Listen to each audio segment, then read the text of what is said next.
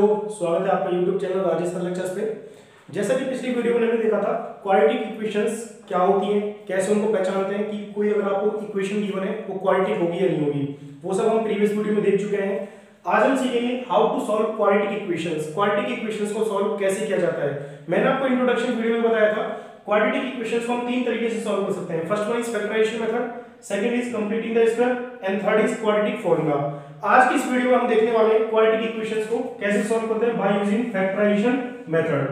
Next video में हम देखेंगे बाय कंप्लीटिंग द स्क्वायर और उससे अगली वीडियो में देखेंगे बाय क्वाड्रेटिक फॉर्मूला। तो स्टार्ट करते हैं बाय फैक्टराइजेशन मेथड। सबसे पहले आपको समझना होगा फैक्टराइजेशन मेथड होता क्या है। इसके लिए मैं आपको एक एग्जांपल देता हूं। 100x² - 20x + 1 = 0। ओके, तो फैक्टराइजेशन मेथड के लिए आपको क्या करना है बेटा, सबसे पहले आपकी जो क्वाड्रेटिक इक्वेशन है वो आपकी स्टैंडर्ड फॉर्म में होनी चाहिए। जैसा कि आप देख पा रहे हो ये जो क्वाड्रेटिक इक्वेशन मैंने लिखी है यहाँ पे, ये हमारी स्टैंडर्ड फॉर्म में है ax² + bx + c = 0। अगर क्वाड्रेटिक इक्वेशन आपकी स्टैंडर्ड फॉर्म में नहीं है तो सबसे पहले आप उसको स्टैंडर्ड फॉर्म में बनाइए, ठीक है, फैक्टराइजेशन मेथड के लिए। फिर आपको क्या करना है, इसमें ये हमारी फर्स्ट टर्म हो गई, ये हमारी सेकंड टर्म, ये हमारी थर्ड टर्म। इसमें जो हमारी सेकंड टर्म है उसको हमें क्या करना है, स्प्लिट करना है। और किस टाइप से स्प्लिट करना है कि उसके कोफिशिएंट का प्रोडक्ट, जो हमारी ये सेकंड टर्म है इसके जो कोफिशिएंट का प्रोडक्ट है वो रिमेनिंग टर्म्स के कोफिशिएंट के प्रोडक्ट के इक्वल आना चाहिए। यहाँ पे जो हमारी रिमेनिंग टर्म्स है, एक तो है 100x² और एक है हमारी 1। इनके जो कांस्टेंट्स होंगे, कोफिशिएंट्स होंगे, ठीक है, इनका जो प्रोडक्ट है 100 × 1 दैट इज इक्वल टू 100, वो हमारा क्या आ रहा है 100। तो बीच वाली टर्म को बेटा हमें इस टाइप से स्प्लिट करना है, दो पार्ट्स में तोड़ना है कि उसके कोफिशिएंट का प्रोडक्ट क्या आ जाए हमारा 100।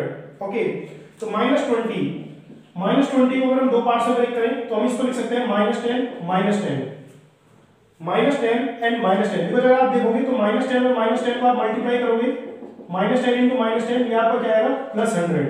तो आप देख सकते हो -10 और -10 -20 आएगा हमारा, ठीक है, उनको ऐड करके हमारा -20 आना चाहिए और उनको प्रोडक्ट इस प्रोडक्ट के इक्वल आना चाहिए 100 के इक्वल। तो आप यहाँ पे देख सकते हो -10 और -10 का जो प्रोडक्ट है वो हमारा किसके इक्वल आ रहा है 100 के इक्वल। तो हम यहाँ पे लिख सकते हैं 100x² -20x को लिख सकते हैं -10x + 1 = 0। आप देख सकते हो -10x और -10x, अगर आप इन दोनों को ऐड करते हो तो ये आपका -20x ही आएगा, ठीक है। और अगर आप इनके कोफिशिएंट को मल्टीप्लाई करते हो -10 और -10 तो वो आपका किसके इक्वल आ रहा है 100 के इक्वल आ रहा है। ओके, तो इट मींस ये जो फैक्टराइजेशन होता है ये आपका इस टाइप से होता है। अब आपको इसके बाद क्या करना है, फर्स्ट टू टर्म्स में से कॉमन लेना है, जो भी आपका कॉमन आ रहा है। आप यहाँ पे देख सकते हो 100x² एंड 10x, इनमें से आपका कॉमन आ रहा है 10x। ब्रैकेट में आपको वो लिखना है जो आपका बच जाएगा, 100 में से 10 गया, 10 बच गया पे, और x² में से x गया, x बच गया, -10x हमारा पूरा कॉमन में आ गया, तो यहाँ पे क्या बच जाएगा 1। Okay, and from last two terms में से आपको क्या करना है, अगेन कॉमन लेना है। यहाँ पे आपका जो कॉमन है कुछ भी नहीं आ रहा, तो कॉमन नहीं आ रहा तो हम यहाँ पे -1 कॉमन ले सकते हैं। -1 कॉमन लेंगे तो यहाँ पे हमारा बच जाएगा 10x और यहाँ पे हमारा क्या बच जाएगा -1, it is equal to 0। Okay, यहाँ पे हमने -1 ही क्यों कॉमन लिया, हम +1 भी कॉमन ले सकते थे, ठीक है। +1 हमने कॉमन इसलिए नहीं लिया बिकॉज बेटा ये रूल होता है ब्रैकेट में जो भी बन रहा है ये आपका सेम आना चाहिए, ठीक है, so that we can take common, हम इनको नेक्स्ट स्टेप में क्या ले सके, कॉमन ले सके। ओके, तो इसीलिए हमने -1 कॉमन लिया यहाँ पे। तो अब आपको क्या करना है, एक टर्म आपकी ये और एक टर्म आपकी ये, दोनों से 10x - 1 क्या आ रहा है common, so you can take 10x - 1 as common. Bracket में आपको क्या करना है, जो आपका बच जाएगा, तो यहाँ पे 10x बच रहा है एंड -1, 10x - 1 = 0। ओके, अब आप देख सकते हो 10x - 1 × 10x - 1 = 0। दो फैक्टर्स का प्रोडक्ट 0 के इक्वल है, तो या तो हमारा ये वाला फैक्टर 0 के इक्वल होगा या फिर हमारा ये वाला फैक्टर 0 के इक्वल होगा, बिकॉज़ दो फैक्टर्स का प्रोडक्ट यहाँ पे 0 के इक्वल है। So from here we can say that 10x - 1 = 0 और 10x - 1 = 0। तो यहाँ से आपको x की वैल्यू फाइंड आउट कर लेंगे, 10x = 1 देन x = 1/10।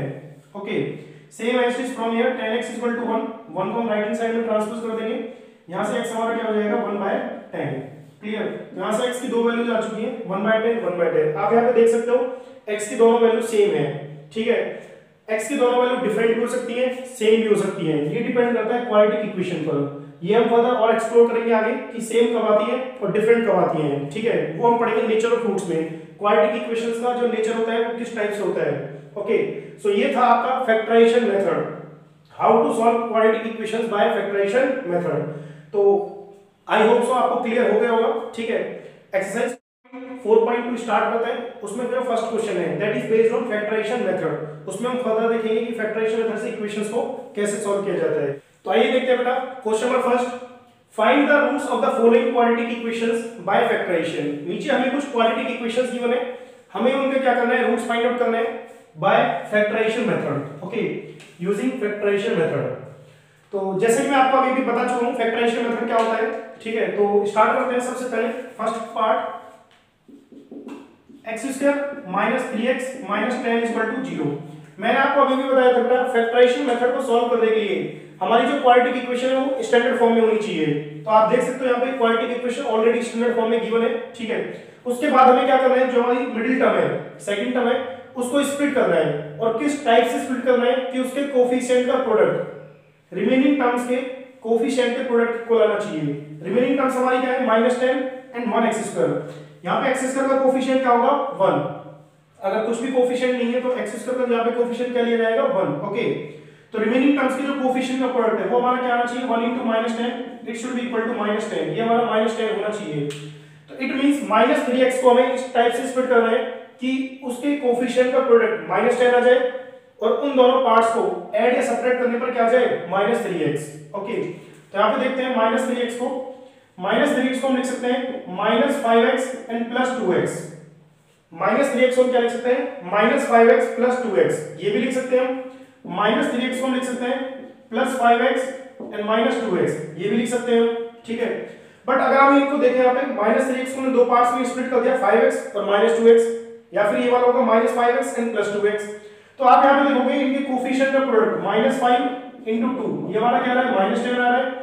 यहाँ पे भी जो कोफिशिएंट का प्रोडक्ट है 5 × -2, ये भी हमारा क्या आ रहा है, -10 आ रहा है, ठीक है। कोफिशिएंट का प्रोडक्ट दोनों में सेम आ रहा है, -10। बट अगर आप यहाँ पे -5x और 2x +2x इन दोनों को ऐड करते हो तो आपको -3x आएगा, ठीक है। लेकिन अगर आप +5x और -2x इनको ऐड करते हो तो आपका +3x आएगा। यहाँ पे 5x -2x आपका 3x आएगा और यहाँ पे आपका -5x + 2x ये आपका -3x आएगा। लेकिन हमें किसकी नीड है, -3x। कुछ क्वेश्चन में हमें -3x गिवन है, तो इसका मतलब ये इस टाइप से हम इसको नहीं कर सकते बिकॉज़ यहाँ पे हमारा +3x आ रहा है, तो इसको हम रिजेक्ट कर देंगे यहाँ पे, ठीक है। तो यहाँ पे जो इसके फैक्टर्स होंगे -3x के वो -5x और +2x, ठीक है। इस टाइप से हम इसको स्प्लिट करेंगे। So now we can write 1x² -5x + 2x -10 = 0। Okay, अब आपको क्या करना है, फर्स्ट टू टर्म्स में से कॉमन लेना है। तो आप यहां से x कॉमन ले सकते हो, आप यहां से x कॉमन ले लो, रिमेनिंग क्या बचेगा, x - 5। Okay, now from last two terms you can take +2 as common. यहां पे क्या रिमेनिंग बचेगा, x 10 में से 2 कॉमन आ गया, -5 बचेगा = 0। दोनों फैक्टर सेम होने चाहिए, मैंने आपको अभी भी बोला था दोनों ब्रैकेट सेम होनी चाहिए। तो अब आप कॉमन ले सकते हो x - 5, यहां पे क्या बचेगा आपका x + 2 = 0। ओके, तो यहां पे आपका क्या आएगा, इधर x - 5 = 0 और x + 2 = 0, ठीक है। तो यहां पे आप सॉल्व करिए, x = 5, यहां से आपको हो जाएगा x = -2, ठीक है। Therefore -2, 5 are roots of x² - 3x - 10 = 0। Okay, तो -2 and 5 these are the roots of first quadratic equation. I hope so आपको क्लियर हो गया होगा, ठीक है। फर्दर देखते हैं क्वेश्चन नंबर 2 क्या गिवन है। सेकंड पार्ट देखिए, 2x² + x - 6 = 0। 2x² + x - 6 = 0। Same as it is. अब हमें क्या करना है बेटा, बीच वाली टर्म को सबसे पहले हमारी जो क्वाड्रेटिक इक्वेशन है वो स्टैंडर्ड फॉर्म में होनी चाहिए, which is already in standard form.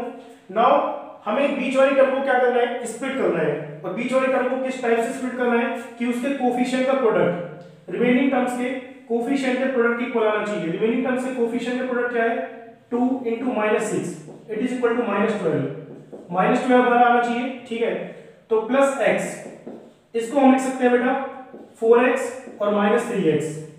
+x को हम लिख सकते हैं 4x एंड -3x और +x को हम लिख सकते हैं -3x -4x एंड +3x। यहां पे आप देखोगे इनके जो कोफिशिएंट का प्रोडक्ट है 4 और -3, ये हमारा प्रोडक्ट आ रहा है -12 और यहां से भी जो प्रोडक्ट है -4 + 3 ये हमारा आ रहा है -12, ठीक है। बट इसको हमें रिजेक्ट करना होगा। क्यों? देखो आप यहाँ पे देख सकते हो -4x और +3x, अगर आप इन दोनों को ऐड करते हो -4x + 3x, अगर आप इन दोनों को ऐड कर दो तो ये आपको -x आएगा। क्या आएगा? -x। लेकिन क्वेश्चन में भी गिवन है +x, तो इसका मतलब ये हमारा रॉन्ग है, तो हमें इसको कंसीडर करना होगा। आप यहाँ पे 4x - 3x इन दोनों को ऐड करिए, ये आपको क्या आएगा? +x ही आएगा। ओके, सो इसका मतलब ये हमारा करेक्ट है।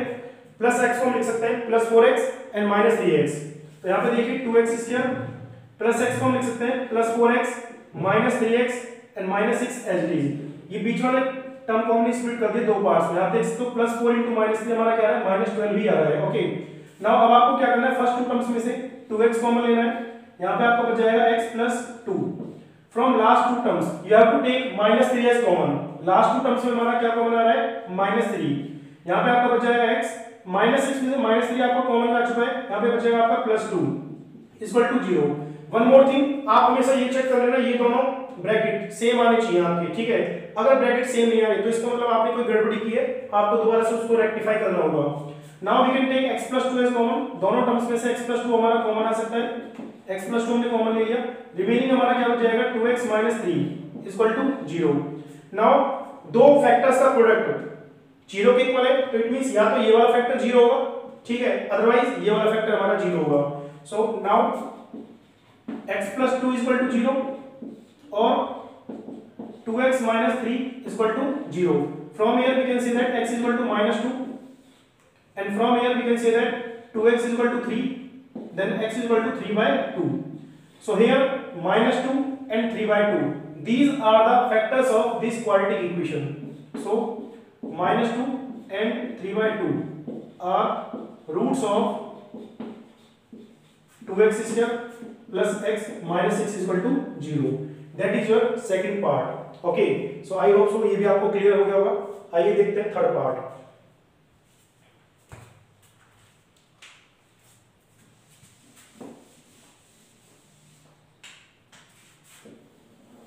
थर्ड पार्ट में क्या किया बेटा? थर्ड पार्ट देखिए, √2x² plus 7x plus 5√2 is equal to 0। Same as it is. अब हमें क्या करना है? सबसे पहले क्वाड्रेटिक इक्वेशन हमारी स्टैंडर्ड फॉर्म में होनी चाहिए, जो कि ऑलरेडी है, ठीक है। फिर हमें क्या करना है? बीच वाली टर्म को स्प्लिट करना है, और किस टाइप से स्प्लिट करना है कि उसके कोफिशिएंट का प्रोडक्ट रिमेनिंग टर्म्स के कोफिशिएंट के प्रोडक्ट इक्वल आना चाहिए। रिमेनिंग टर्म्स के कोफिशिएंट क्या क्या है? √2 एंड 5√2, √2 एंड 5√2। आप इनको मल्टीप्लाई करिए, √2 और √2 को मल्टीप्लाई करोगे 2 आएगा आपका, 2 5 से 10, तो रिमेनिंग टर्म्स के कोफिशिएंट को मल्टीप्लाई करने पर आपका क्या आ रहा है? 10। ओके, तो 7x को आपको इस टाइप से स्प्लिट करना है कि उसको ऐड करने पर 7x आ जाए और उनके कोफिशिएंट को मल्टीप्लाई करने पर 10 आ जाए। तो जैसा कि आप देख रहे हो, 7x को हम लिख सकते हैं 5x एंड 2x, बिकॉज आप इनके कोफिशिएंट को मल्टीप्लाई करोगे 5 × 2, ये आपका 10 आएगा, और दोनों को आप ऐड करोगे 5x plus 2x, ये आपका क्या आ रहा है? 7x। ठीक है बेटा, तो इसका मतलब 7x को लिख सकते हैं plus 5x and plus 2x।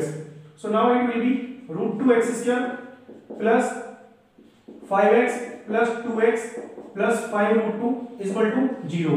Okay, अब आप देखिए यहाँ पे सेम एज की में क्या करना है? फर्स्ट टू टर्म्स में से कॉमन लेना है। आप यहाँ पे देखोगे सिर्फ हमारा ओनली x कॉमन आ रहा है, बिकॉज ये कांस्टेंट जो है 5 और √2, इसमें कुछ भी कॉमन नहीं आ सकता। वेरिएबल में से सिर्फ हमारा x कॉमन आ रहा है, so take x as common. यहाँ पे क्या बच जाएगा आपका? √2x plus 5।